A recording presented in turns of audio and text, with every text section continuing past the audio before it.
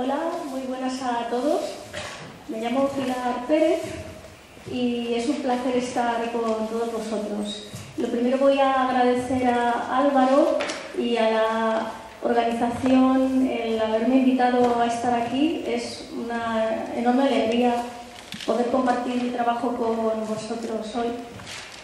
Yo trabajo en la Universidad Autónoma, como comentaba antes en la presentación Álvaro, trabajo de profesora de educación artística y soy profesional de las artes visuales. Como comentaba, me formé en Bellas Artes y después, en el tiempo de la tesis doctoral, hice la tesis como becaria, tuve suerte, en un departamento de antropología en el Consejo Superior de Investigaciones Científicas. Entonces, mi trabajo lo he ido desarrollando en el campo de la educación artística, la cultura visual y los parámetros que la antropología me dio, lo que yo pude aprender acerca de la importancia de tomar conciencia de estar insertos en la cultura, los valores que ésta nos transmite, la construcción que cada uno hacemos de la identidad, fue algo pues francamente muy importante y sigue siéndolo, claro. Es decir, que de alguna manera, y de esa época, que ya hace bastantes años, pues me ha quedado una manera de trabajar. Y si bien es cierto que la antropología es una ciencia aplicada y cada cual es muy versátil, la toma como un instrumental, y yo la aplico a partir de mi propia área de conocimiento de una forma pues no como lo hacían los antropólogos clásicos o como incluso lo hacen los antropólogos ahora, pues me sigue dando, la verdad, que una forma de base, una manera de trabajar, planteándome lo obvio, y quizá también ha dirigido la manera en que yo miro la realidad y mi forma de estar tomando fotos. Siempre estoy tomando fotografías, no sé si me habéis visto por aquí, pero yo siempre estoy tomando fotos. La otra formación que me ha marcado muchísimo y que me construye como persona, más todavía yo creo, es el trabajo con el imaginario interno. El imaginario interno, pues comencé muy joven a observar mis sueños. Hace poco estaba releyendo, porque yo creía que tenía cuadernos de sueños continuados desde el año 97, y es verdad que los tengo. Desde entonces tengo cuadernos de sueños, escribiendo el sueño cada día y dibujando, ahí es un ejemplo. Pero que me he dado cuenta que en el año 90 en el año 80, mi hijo nació en el 88, pues de antes yo ya apuntaba mis sueños, me leí unos cuadernos de anotaciones de esa época y digo, anda, pues ya estaba apuntando mis sueños. Yo pensaba que después, porque sobre el 93, cuando estudiaba Bellas Artes, sí que sé que apuntaba mis sueños ya durante un tiempo, pero de antes no tenía esa memoria. Entonces, vaya, que es algo que me ha acompañado toda la vida, que yo trato de transmitir a mis estudiantes, porque yo creo que un profesor es alguien, o por lo menos tal cual yo lo vivo, que le gusta muchísimo aprender y que aprende mucho transmitiendo lo que va aprendiendo y aprendiendo con sus estudiantes. Y si a mí algo me hace que me sea un poco más fácil vivir, porque vivir no es muy fácil, es que no es fácil. Como decía una de las mujeres que yo entrevistaba, estas mujeres que comentaba también antes a lo largo del proyecto de Mujeres de 0 a 100 años, pues una de las mujeres, Clara, la mujer de la banda de 70-80, decía: porque vivir no es fácil, lo es ahora para mí porque yo ahora ya no lucho, pero la vida generalmente uno, hasta que deja de luchar, pues fácil no es. Entonces, como la vida no es fácil, a mí lo que me ha dado el resorte y la manera, lo que me conecta y me hace pues estar bien, digamos, es el trabajo con el imaginario y con los sueños.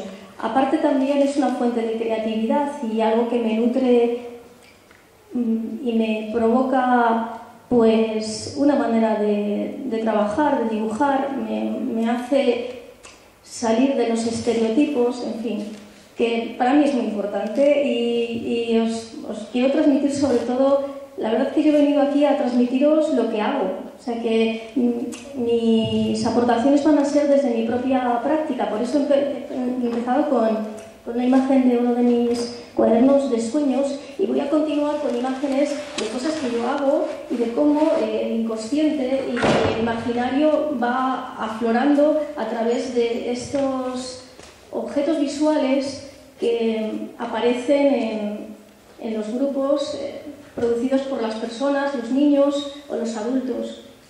que tengo la suerte de encontrar, y de esos voy a hablar y voy a ir mencionando algunos conceptos psicoanalíticos que, bueno, yo veo que afloran en todas estas producciones. Aquí veis niños de 8 años, la verdad que he trabajado desde niños pequeños, más pequeños incluso que estos niños, a gente bien mayor, de 80 años, así. El año pasado estuve 6 meses en Coimbra haciendo una investigación de campo y trabajé en unos hogares de tercera edad para trabajar sobre sueños con la gente. Hablábamos de los sueños y las pesadillas. Entonces, que tengo costumbre de trabajar con gente de todas las edades, y de mi experiencia todos nos acercamos y nos encontramos muchísimo cuando se trabaja con este ámbito. Hay como una especie de comunión colectiva en el ámbito de lo interno.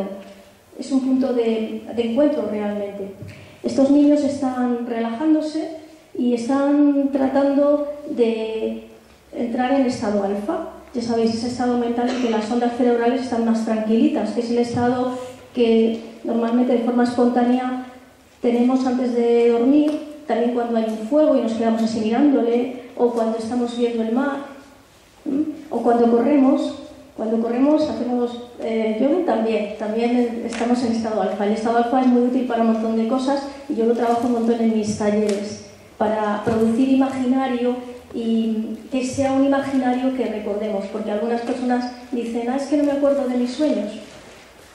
Entonces, con prácticas como esta conseguimos ver que es algo que realmente que está ahí y que es prestar atención, y que con unas cuantas técnicas muy sencillas es una riqueza que tenemos al alcance de nuestra mano. Poder entrar en alfa y encontrar nuestras imágenes internas, o bueno, recordar nuestros sueños y trabajar a partir de ellos, conocernos mejor y ver el rumbo que nuestra vida parece que nos está llevando, ¿no? Porque el terreno de los sueños es un terreno absolutamente mágico, inmenso, hasta cierto punto indescifrable, aunque hablemos de interpretación para hacernos entender. Yo normalmente utilizo más la palabra sintonización o manera de encontrarnos. Aquí están chicos de la Universidad Autónoma intentando lo mismo, y las condiciones no es que sean estupendas, están sentados en unos taburetes que, bueno, parecen como para estar ahí un pollito, ¿no? Que sabes si no se me mata alguien, nunca se mató nadie. Pero, en fin, que hace mucho las ganas, la verdad. El asunto que os comentaba antes de los valores culturales y el ser conscientes de que formamos parte de un entorno y que se nos afecta es muy importante, y es una lectura que yo hago siempre cuando estoy trabajando con objetos visuales, siempre la hago. Por ejemplo, aquí hay una fotografía que tomé en uno de los viajes, trabajos de campo, y en estas imágenes, estas fotos que uno toma o que toma porque otro ya tomó antes, siempre hay una historia detrás, de vida, de valores, hay una elección en el observador, siempre hay algo que está como reconstruido y siempre hay una historia mítica. Por eso lo cultural para mí se encuentra solapado con otra cuestión que es del orden de los universales, y a mí me gusta mucho trabajarlo también en relación con los cuentos de hadas. Hay una analista junguiana que murió en el 98, que me encanta, soy súper fan de ella, que su nombre es Marie-Louise Bonfrant, no sé si la conocéis. Ahora hay más libros traducidos al castellano, pero hasta hace poco no había demasiados. Marie-Louise Bonfrant tiene algunos textos que a mí me parecen fundamentales. De cuentos de hadas tiene muchísimo.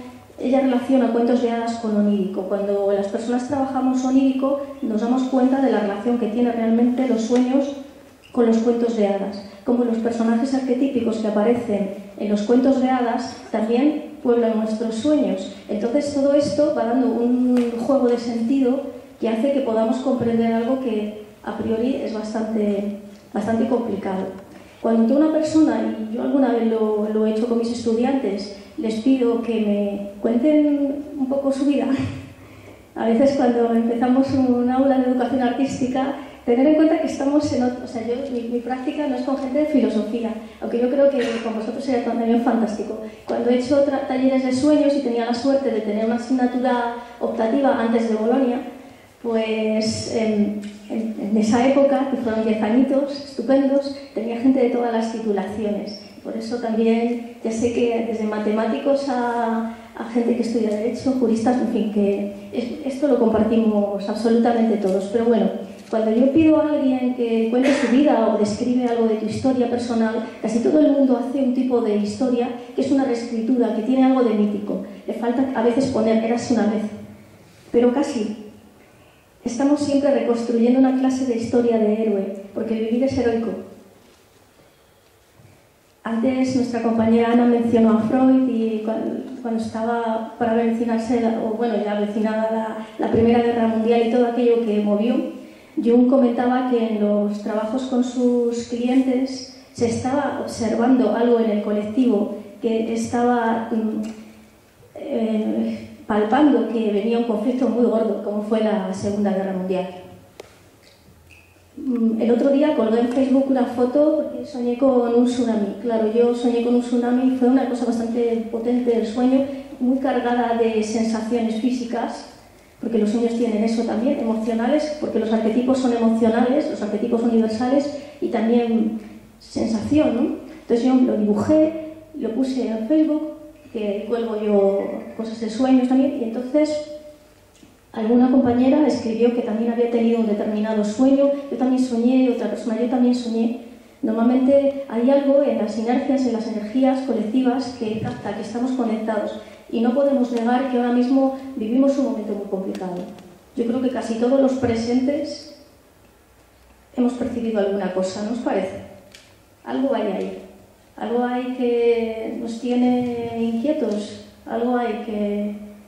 Bueno, en mi sueño de tsunami os diré que yo estaba, claro, por supuesto, primero lo asocié con mi inconsciente personal, me fui al colectivo, aunque un día después pasó lo de Japón, pero en mi sueño de tsunami yo estaba siendo llevada por el agua con una gran ola y era súper interesante porque había un punto en que yo me dejaba, que tiene que ver mucho con el dejarse morir, que por eso yo sabía que iba a conectar en mis explicaciones con Ana, y a la vez que me dejaba, que no me estaba dejando en ese momento en el sueño como muriéndome, pero me estaba dejando, a la vez que me dejaba estaba por respirar unas burbujas de aire que había por encima de la ola. Eso me pareció muy interesante. Luego ya me desperté, estaba la luz tamizándose y el agua estaba muy bonita de color. Bueno, ahí he llegado a partir de la fotografía.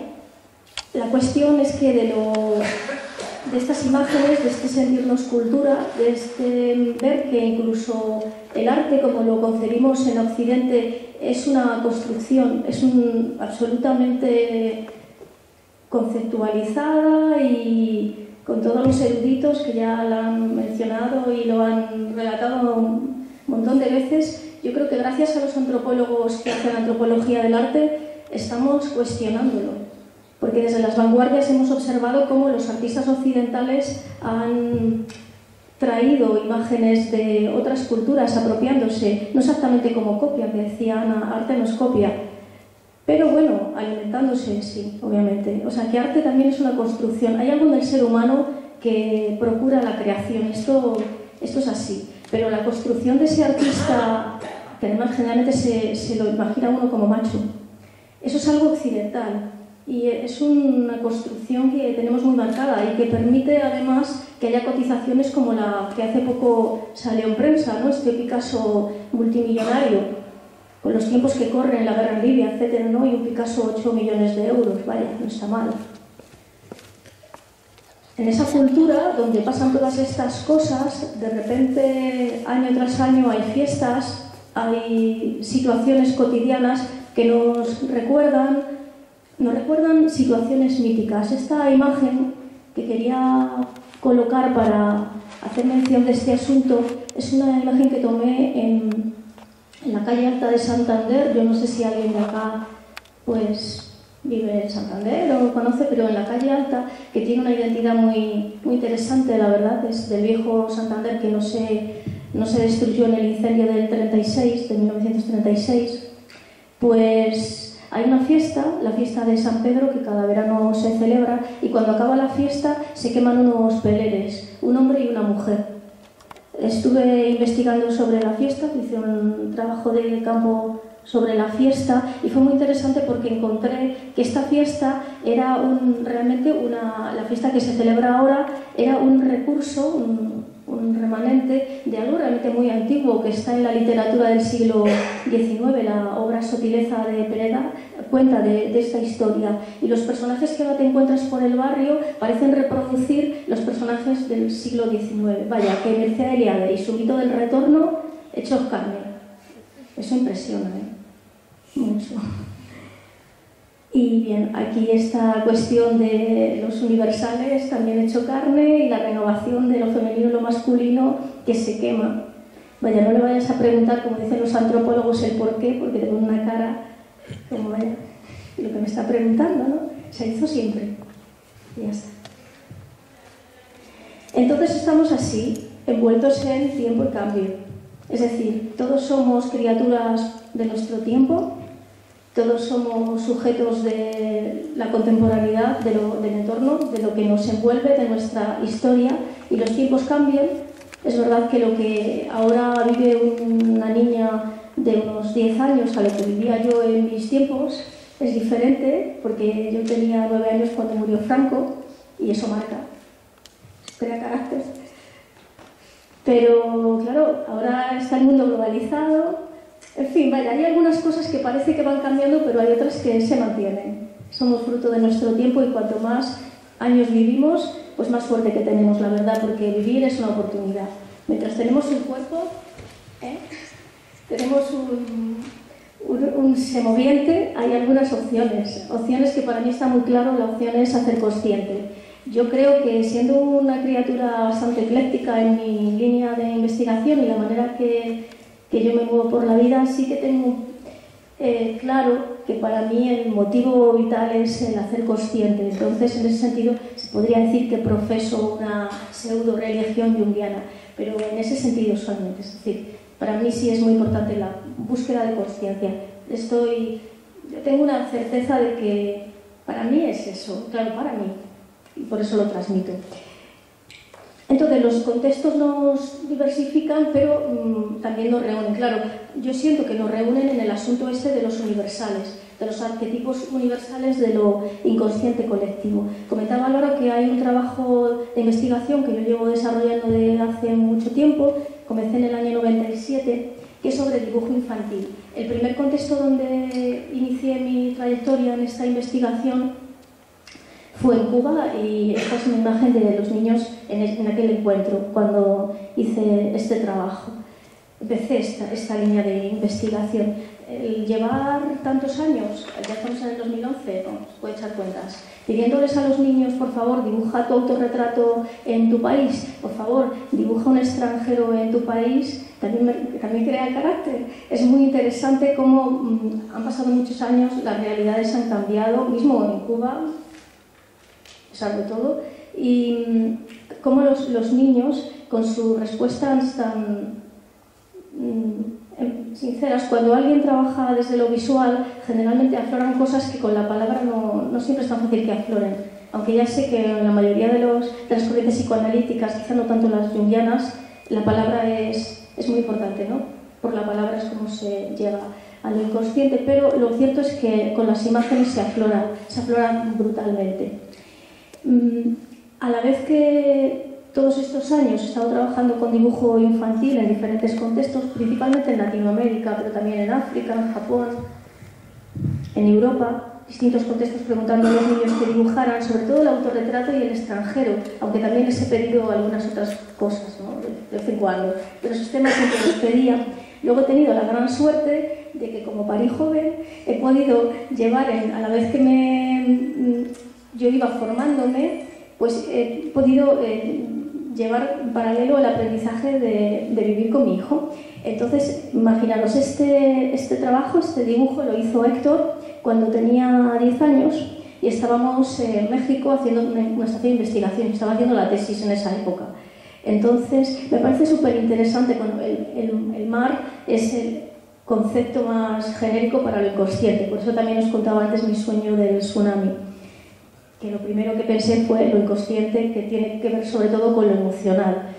Pero fijaros cómo él hizo este dibujo de su sensación de que se bañaba en el Pacífico, en su cuaderno de campo del viaje, que dibujaba y escribía, y luego tengo la foto que yo le hice ahí en ese momento, pero claro, una foto en esa época, en el año 98, no teníamos las digitales, o sea que lo vio mucho después.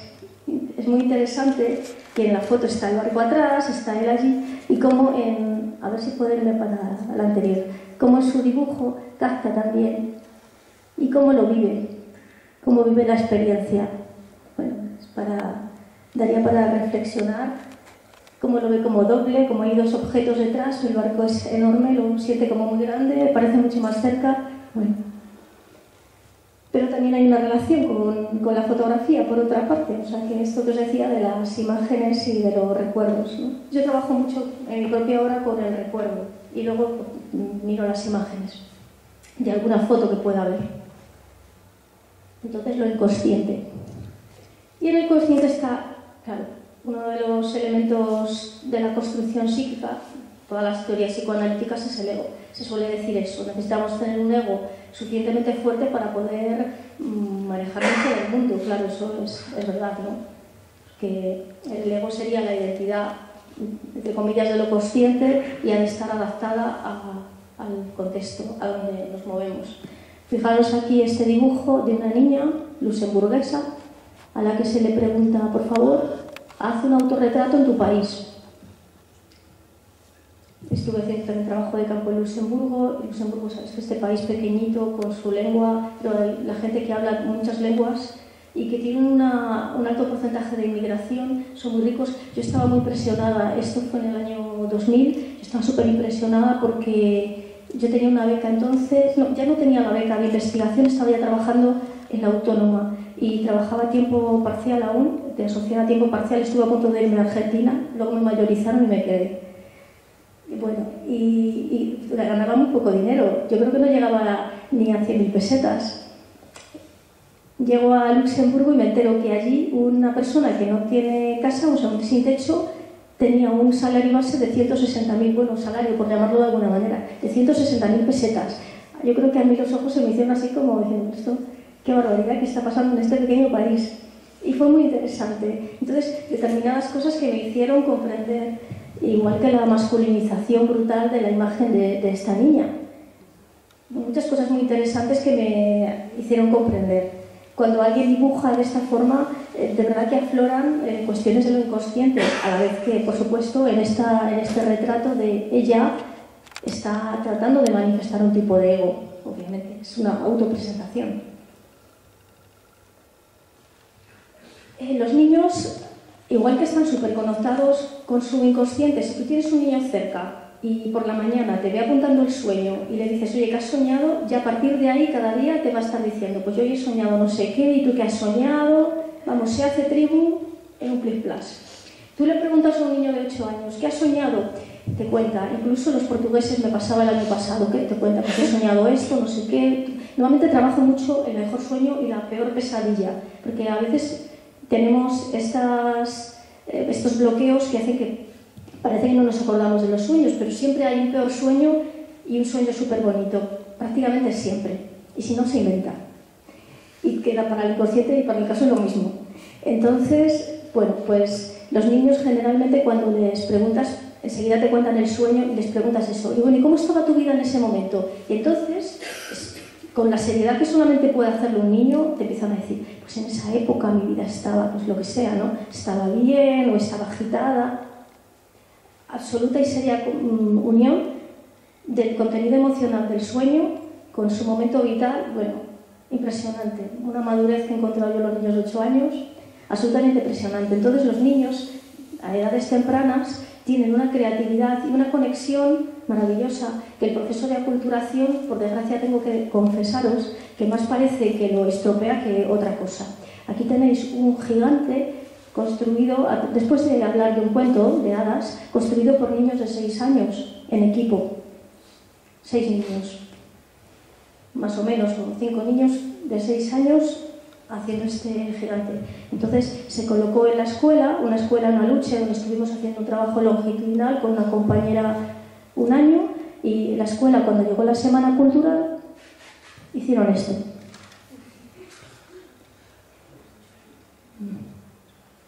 Vale. Vamos encorsetando a la criatura. Tranquilidad.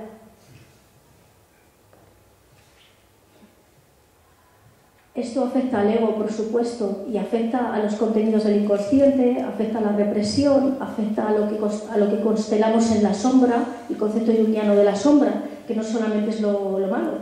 La sombra puede estar llena de riquezas, sobre todo cuando estamos en un medio que para sobrevivir hemos de adaptarnos a esto, o eso se nos dice, porque ¿qué pasa si transgredimos? Pero como también decía Ana, el arte está para eso. Yo creo que el arte no está para cotizar 6 millones o 8 de euros, el arte está para eso, para estar en los límites, para transgredir, para en un momento dado enfadarnos, claro que sí, ¿no? Como dicen, indignémonos, pues a veces es que hace falta indignarse, con uno mismo, con el otro y a veces perdonarnos. Entonces, en este espacio de aculturación nos encontramos con cuestiones que afectan profundamente al ego y sus personajes. Espacio de maestras, mesa camilla, conversación. Porque les dijeron hembra al nacer, solo por eso. A mi entender. Claro. Espacio de maestros, bien distinto, ¿no? Así, cada jueves que íbamos, cada jueves se repetía este escenario. Entonces luego, cuando trabajas con los niños y le pides a la niña que haga una máscara, mira lo que hace. Entonces las niñas nos vamos construyendo según el grupo social, los valores nos van transmitiendo. La niña tiene que ser de una determinada forma.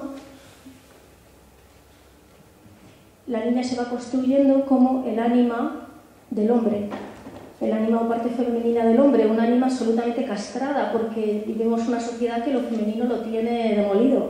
Lo femenino es inferior. ¿No estáis de acuerdo? ¿Pero estáis de acuerdo con que lo tiene demolido o estáis de acuerdo con que lo tenemos inferior? La cosa es que es una terrible carga. Terrible carga. Hace 2 días me comentaba una compañera en la Autónoma, que no la conocía, y tuvimos una entrevista para una cuestión de la fundación allí, y me cuenta, porque le estuve hablando de mi trabajo, y me cuenta, bueno, que ella tiene 3 hijos, 2 niñas y un niño, y en un momento, hablando a sus hijos, les dijo algo así como, hijos, os quiero mucho. Y como son 2 niñas y un niño, la niña mayor tiene 9 años y la pequeña 3, le dijeron que somos 2 niñas, ¿qué pasa con nosotras? Fue muy interesante porque yo dije, ojo, aún, o sea, mira, el proceso de aculturación no las ha machacado tanto o algo está pasando que, porque como dice la doctora Bonfran, que ya os dije que me gusta tanto, la mujer que más tiene que ser liberada es la interna del varón. Por eso yo me empeño mucho en trabajar la mujer interna y el hombrecito interno. Es que hace mucha falta. Vamos a avanzar. La construcción tiene mucho que ver con el cuerpo, igual que cuando trabajamos los talleres de sueños, trabajamos imaginario, trabajamos mucho con el cuerpo. Vais a ir viendo luego trabajos de performance, dramatizaciones. Es que os lo decía antes, el cuerpo es lo que tenemos en la vida. Y el cuerpo muchas veces habla a través de los síntomas. Esto me imagino que también se está hablando aquí en los diferentes momentos de intervenciones que hay, ¿verdad? El cuerpo habla. Claro, sobre todo cuando no se expresa de otra manera, el cuerpo habla. ¿Y qué va a hablar el cuerpo de esta niña cuando le pides que se pinte con 20 años y mira lo que hace? Con 20 años va a ser rubia, va a tener los ojos claros y va a ser blanca. Bueno, rosa. Pero vamos, esto pasa habitualmente en diferentes contextos culturales, es una de las cosas más sofocantes. O sea, las niñas rubias y blancas. Este imaginario castrante, machacante, brutal, ¿no? Tan interiorizado y que aflora a través de las imágenes. Como yo digo, mejor que aflore con la imagen que no con el cuerpo. O sea, si no lo podemos ahorrar en dolor físico, pero si no se puede ahorrar, pues no lo ahorramos, ¿no? Como yo digo, a veces es mejor que duela, porque cuando duele está diciendo algo. Hay un libro precioso que os lo voy a recomendar, que se titula El cuerpo que sueña, de Mindel. Y a mí me ha resuelto algún momento de mi vida, cuando me dolía mucho algo. Así que os lo recomiendo. cuerpo que sueña. Lo que viene a decir este artista es que cuando te duele algo, en vez de tratar de tomarte algo para que no te duela, lo que tienes que hacer es tratar de amplificar el dolor para que algo se abra a la conciencia. Te lo cuentan así, el libro está muy bien, la verdad es un libro pequeño pero súper claro como te lo cuentan las cosas en el libro, está muy bien. Pero bueno, dices, bueno, da igual. Bueno, yo lo he practicado en un par de momentos, uno por urgencia, porque fue un momento, además me había desmayado y todo, o sea, fue un momento muy urgente, no sabía qué hacer y me acordé del libro, tenía mucho miedo porque el miedo es otro de los resortes que vamos a hablar ahora después, y vi que funcionaba. Cuando te concentras y amplificas el dolor, algo se abre a la conciencia, y lo curioso es que el dolor para, es lo curioso, para el dolor después. Claro, ya he dicho lo que tenía que decir, pues para qué va a seguir molestándose más, a decir nada más. El inconsciente habla mientras no se le escucha. Este es un dibujo que hizo mi hijo en ese tiempo en que los niños dibujan en todas partes. Es esta maravilla y es esta necesidad, la necesidad interior del artista que decía Kandinsky, pues lo tienen todos los niños más o menos a los 5 o 6 años. Dibujan en cualquier lado. Y fijaros, por lo que lo he puesto aquí, que estamos mencionando lo femenino, el ánima, las mujeres o las niñas como ánima del varón, lo femenino, es porque si hacéis esto, poner la mano así, si hacéis así y tapáis esta parte, a ver si voy a taparlo, pero tengo que tapar esta parte, veréis un ojo sin pestañas, una ceja bastante ancha, el pelo más finito, la orejita también cambia, es más pequeña, la nariz es más fina y el labio más fino también. A ver, taparlo. Ahora hacer así, tapar el otro lado. La ceja es más finita, el ojo tiene la pupila también como más abierto todo, hay pestañas, el labio es más ancho, la oreja más grande. ¿Pues lo habéis visto? Es como si tiene una parte más de lo femenino, en lo que para nosotros es la iconografía de lo femenino, y la otra parte como es la iconografía de lo masculino. Es como una imagen dual, muy sutil, o sea, no es como una bicéfala de estas estereotipada y ya estamos hartos de ver. No, es algo mucho más sutil, pero están ahí las dos dualidades de lo femenino y de lo masculino. Ya, vamos, a Freud me encantaría, ¿no? Soy yo. Claro, el niño duda, ¿no? Dice, ¿qué pasa? Que tendrá también, ¿no? Esto que yo tengo. Con lo cual construye el andrógino, y qué maravilla, si todos tenemos de todo. Somos todo genial. La sombra, este contenido tan interesante del inconsciente, según la teoría junguiana, pues me lo he ido encontrando, claro, en mí misma mucho, para mi gusto y para mi dolor, como pasa con la sombra. Y en el trabajo que he ido haciendo con otras personas, pues también. Entonces, la sombra, cuando a los niños les pregunto que dibujen al extranjero, proyectan, claro, la sombra absolutamente.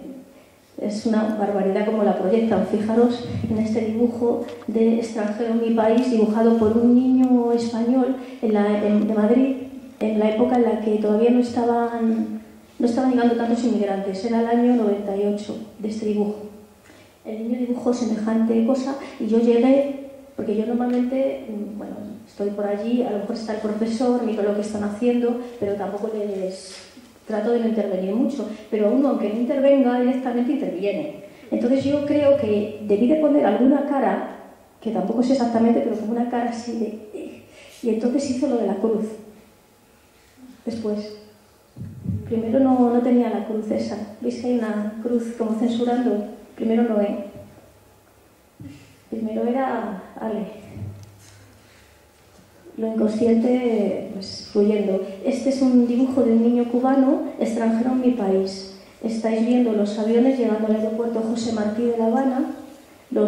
Fijaros cómo van con sus grandes sombreros. Generalmente, con la parte que hace un calor que es tremendo en la isla, el sombrero como símbolo es un elemento que suele dar una idea de autoridad o de distinción. Cuando te pones un sombrero, depende además qué sombrero, indica unas cosas u otras. Todos llevan sombrero y llevan algo muy importante, grandes maletas llenas de cosas. Pero atención también, sobre ellos hay unos bichos que se llaman auras tiñosas, que son un tipo de animal carroñero que hay mucho en La Habana y que se utilizan en los rituales de palo. Son como buitres, vaya. Criatura. Extranjero en mi país. Otro caso interesante de proyección de la sombra en el otro. La sombra personal siempre se suele proyectar cuando es sobre un otro del mismo sexo que a uno le indicaron. Por ejemplo, a mí me llamaron hembra, pues yo puedo proyectar la sombra mía sobre cualquier mujer. Muy buenas. No, generalmente no suele ser fácil, provoca las amistades que tenemos por complementariedad y también las rivalidades. Y los hombres que dijeron hombre o varón, pues los hombres. Entonces, en este caso, lo que ocurrió es lo siguiente. La niña que dibujaba había dibujado solamente, no esta criatura que aquí, como este icono, que parece los oferentes que mostraste antes. Pues no, había dibujado solo cerillas Celia, solo 3. Y la profesora, que sabía de lo que iba el asunto, se lo había tirado a la basura. ¿Por qué se lo había tirado a la basura? Porque su mejor amiga de esta niña se llama Celia y la llamaban Celia Cerilla, porque muy delgadita. Y entonces en ese momento tenían una pequeña pelea, una cosa de esto de amigas. Entonces la maestra vio que a Celia, Palillo Cerilla, la llamaban Palillo también, la estaban machacando con lo de siempre, pues censuró y tiró a la basura. En el momento que se les propuso dibujar un extranjero en tu país, fue genial, porque dibujó como extranjero el otro, el más negro que haya, la sombra más grande que haya. Un otro que en este caso es una niña. No siempre en el caso del extranjero dibujan a alguien del mismo sexo. O sea, ahí también depende, porque la sombra también proyecta la parte no integrada por el ego de la masculinidad, por ejemplo, una mujer. Pero bueno, en este caso lo dibujó como otra niña y colocó el Cerillas Celia, es decir, su alter ego, su problema de sombra de proyección en la niña amiga suya. En este caso también es fascinante. Un niño baiano de Salvador, a la hora de dibujar extranjero en mi país. Realmente hace extranjero en Salvador de Bahía.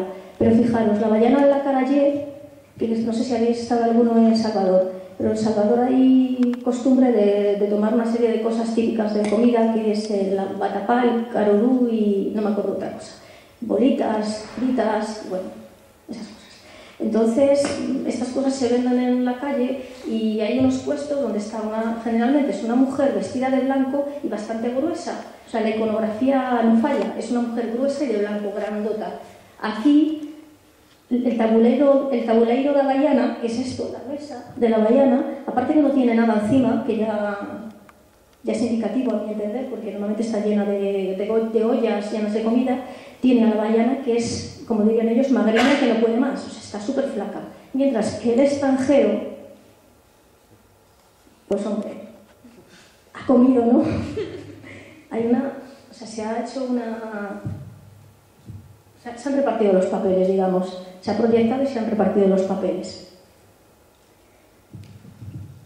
En este caso, lo que se está...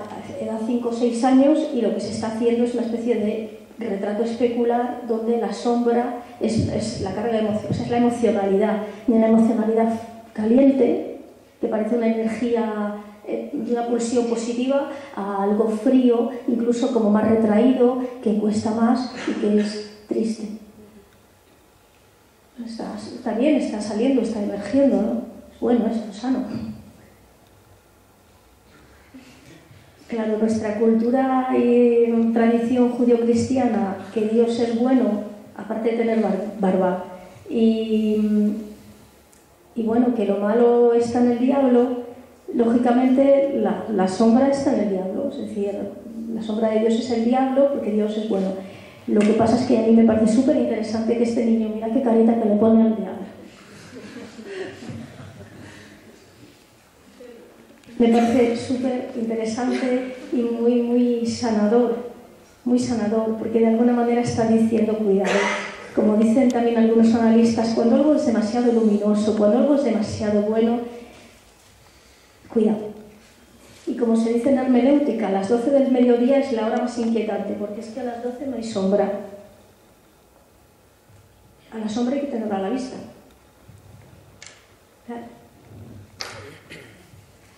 La enfermedad como sombra.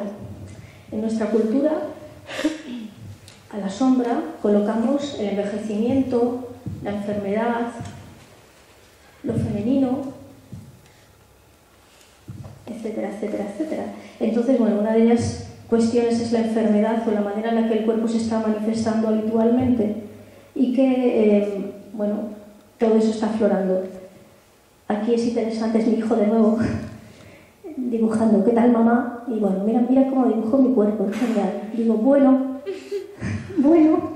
fue muy interesante porque en México tuve tifoideas, fue una cosa suave, o sea, no me dio muy fuerte. Yo me estaba resistiendo porque ya había tenido amebiosis en Cuba y no quería, estaba con mucho miedo. Pero a la vez, claro, mis procesos internos eran potentes y estaba claro que algo iba a pasar al final. Y me acuerdo que estaba con una amiga y me decía, Pilar, bueno, ya te veo que no terminas de estar muy bien. Y yo, bueno, yo en la cama no me meto. Yo tenía un poco la obsesión de que en la cama ya no me metía. Y entonces me dijo, perdona, la tifoidea te mete en la cama. Y bueno, al final me metió en la cama. Y ocurrió la sincronía de que además el día que me metió en la cama, es decir, que yo ya no podía más, y es que me metió en la cama, llegó una amiga con una película, puso la película, y ¿sabéis qué película era? Si no me acuerdo mal del título, era El cielo protector. ¿Os acordáis que el protagonista se muere de tifoideas? Sí, genial para vencer el miedo a la muerte. Yo, Malkovich, la palma en la película en cuestión, y yo ahí. Pero bueno, está bien, aquí es para aprender, ¿no? Que la vida es aprendizaje, pues eso. Entonces mi hijo, con su vista de pájaro, que es una fantástica forma que tienen los niños, como un desdoblamiento en astral parece, o realmente un desdoblamiento inconsciente, está mirando todo y dice, ¡guau! Aquí lo voy viendo yo. Este dibujo es muy tremendo. Y habla de cómo el cuerpo se manifiesta y de la fuerza de lo inconsciente. Aquí pedía al niño, le pedí que dibujara sus heridas, porque era un niño es un niño con el que tengo una relación muy próxima. No es mi hijo, pero una relación muy próxima. Y entonces le pedí que dibujara sus heridas porque siempre estaba con alguna herida en su cuerpo, por todas partes. Entonces, como hacer una especie de mapa. Trabajamos mucho también en educación artística, esto de mirar el mapa y hacer mapas de cuerpo y todo, ¿no? Entonces, bueno, fijaros en el dibujo. Pues lo fuerte es que después de 3 años se le detectaron un montón de tumores en la cabeza y, bueno, falleció. También es muy fuerte porque estaba yendo a una psicóloga, pero no le habían hecho nunca un TAC.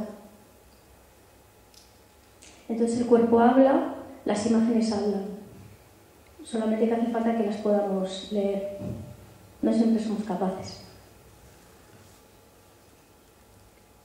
Este caso es Ana Carolina.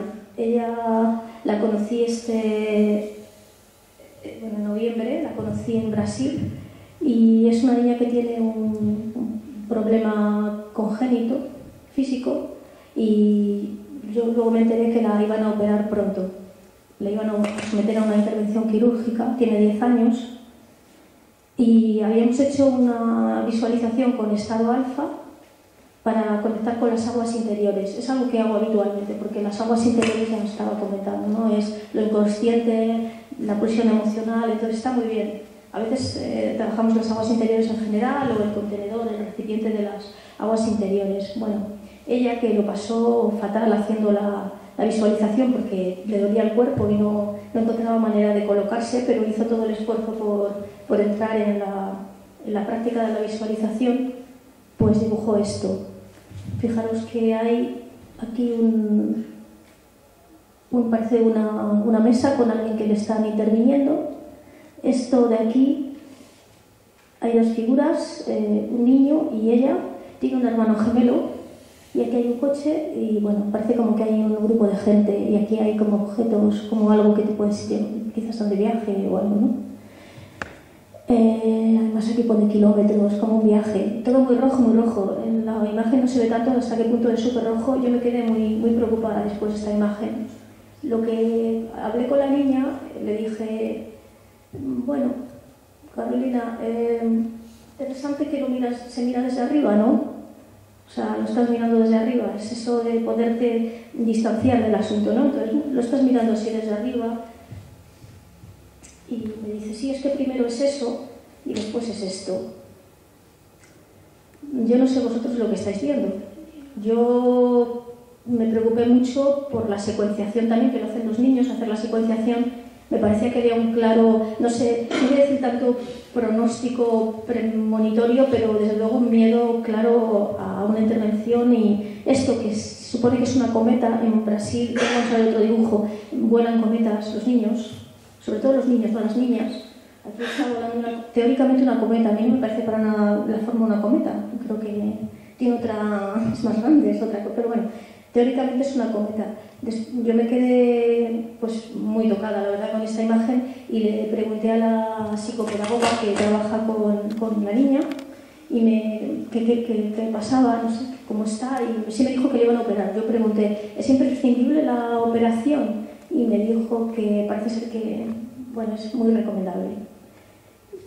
He seguido escribiéndome con ella y entonces al tiempo me ha dado otra información. Me ha dicho que el día que hicimos la visualización por la mañana había estado en el médico con su madre y el médico delante de la niña había dicho que la operación era necesaria y que había peligro de morirse. El médico dijo, la operación es necesaria y hay peligro de morirse.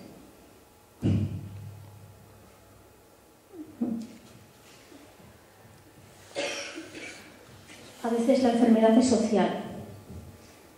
En el autorretrato de mi país de este niño de Salvador veis a una criatura aquí con la carita más bien triste, no sé si da para ver, pero sí, igual que el sol, que tiene una carita así también más bien triste. La casa, que era un referente, los niños de este colegio casi todos hicieron la casa, sobre todo las niñas, y están estas dos cometas cruzadas. Esto no es un acontecimiento extraño. En Salvador hay como una especie de competición en la calle con los niños. Entonces, si alguien te cruza con su cometa y tiene puesto vidrio machacado en el hilo, te la tira. Entonces es una manera de competir y es una manera social es un juego y se supone que se hace con cierta alegría, pero no deja de ser un dolor público. Y aquí está en el autorretrato, el cuerpecito que tiene. Otras veces pasa que cuando afloran las imágenes de los niños y les permites que se pongan a observar, como ellos lo hacen ya de forma normal, pues son capaces de vencer todos los estereotipos. Aquí esta niña estaba mirando lo más hermoso del compañero. La propuesta de educación artística era esa. Se tenían que mirar 10 minutos así, elegir algo que les pareciera muy bonito y dibujarlo y pegarlo a alguna cosa como un collage o algo pues que también fuera como una metáfora visual. De paso trabajábamos metáfora visual. Y entonces por eso dice, vea, tus ojos no me recuerdan a nada, pero son tan bonitos como un diamante marrón.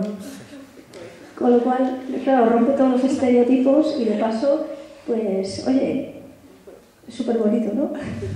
Los hermosos ojos marrones de Bea. O un Papá Noel azul. ¿Por qué no? Si encima hace tanto frío en invierno. A lo largo de mi trabajo, tanto con futuros maestros como en las clases de los diferentes doctorados que ahora se han convertido en máster y en vez de tener 10 estudiantes tenemos 40, de verdad que hay que montarla, ¿eh? Además, vosotros sois de filosofía, sois la esperanza. Si aquí la gente no se levanta, ¿dónde? Yo tengo esperanza, ¿eh? Además, tenéis bastantes, por cierto, no está nada mal. Con lo cual, bueno,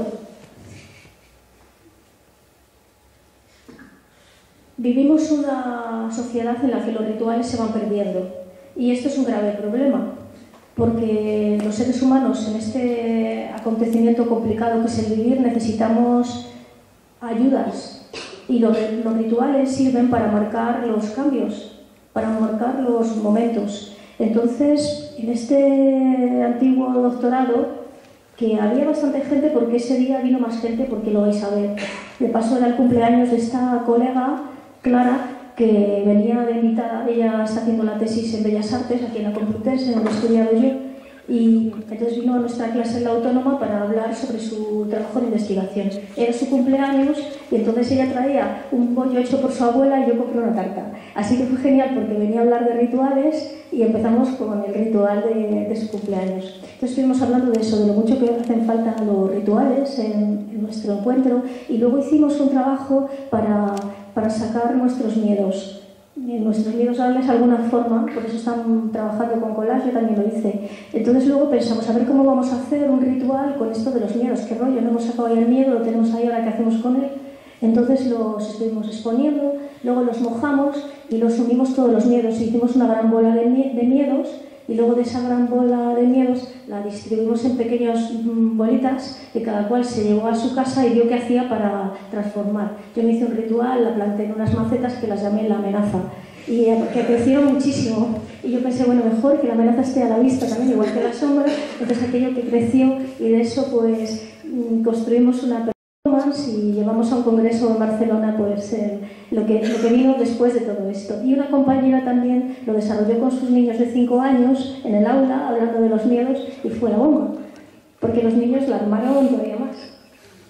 Entonces, vamos, que trabajar rituales es muy interesante y muy necesario, y bueno, tenía que haber, yo creo, ¿no? En la universidad ahora se están con lo de las capillas, pues tendría que haber un aula de rituales o algo, ¿no?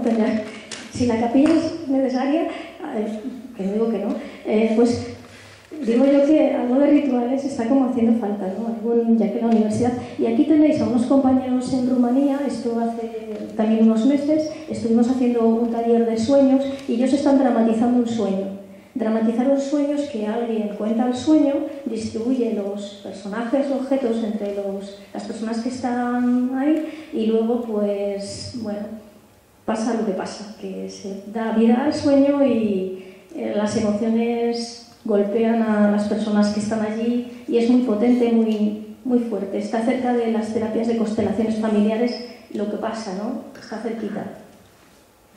Yo lo trabajo mucho, o sea, cuando hacemos talleres de sueños hay una parte conceptual, hay una parte de trabajo artístico plástico y hay una parte de dramatización, porque pues la verdad que es muy revelador y es muy interesante.